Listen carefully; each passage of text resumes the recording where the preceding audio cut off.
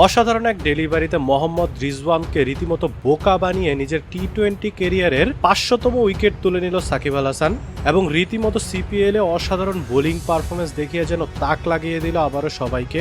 রীতিমতো অসাধারণ বোলিংয়ের জোরে মাত্র 2 ওভার বোলিং করে তিনটি উইকেট তুলে নিয়েছেন সাকিব আল হাসান।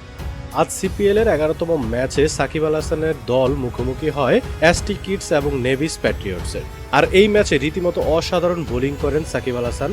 প্রথমে বোলিং করতে এসে প্রথম ওভারেই মোহাম্মদ রিজওয়ান একটি ছক্কা মারেন তার সেই ওভারে, কিন্তু শেষের বলে আবারও ঠিকই প্রতিশোধটা নিয়ে নেয় সাকিব আল হাসান। মোহাম্মদ রিজওয়ানকে দুর্দান্ত একটি লোভনীয় বল করে সাকিব আল হাসান, যে বলটিকে সজোরে হাঁকাতে গিয়ে রীতিমতো ক্যাচ দিয়ে বসেন মোহাম্মদ রিজওয়ান, যার ফলে আউট হয়ে সাজঘরে ফিরতে হয় তাকে এবং সাকিব আল হাসান নিজের ক্যারিয়ারের 500তম উইকেট শিকার করেন মোহাম্মদ রিজওয়ানকে আউট করে। এখানেই থেমে যাননি সাকিব, তার পরের ওভারে বোলিং করতে এসে মাত্র 3 রান দিয়ে আবারও দুইটি উইকেট তুলে নেন সাকিব আল হাসান। 2 ওভার বোলিং করে 11 রান দিয়ে সাকিব আল হাসান তুলে নেন তিনটি উইকেট।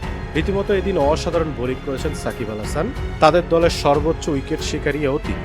এদিন সাকিব আল হাসান ছিলেন এই দলের সর্বোচ্চ উইকেট শিকারী, 3টি উইকেট নিয়ে সবার উপরে ছিলেন সাকিব আল হাসান, এছাড়া বাকিরা পেয়েছেন 1টি করে উইকেট। তো বন্ধুরা, আপনাদের কি মনে হয় সাকিব আল হাসানকে কি আবারও দেশে ফিরিয়ে আনা উচিত? আপনাদের মতামত অবশ্যই ভিডিও নিচে কমেন্ট বক্সে লিখে জানাতে ভুলবেন না এবং ভিডিওটি ভালো লাগলে অবশ্যই লাইক, শেয়ার এবং চ্যানেলটিকে সাবস্ক্রাইব করবেন।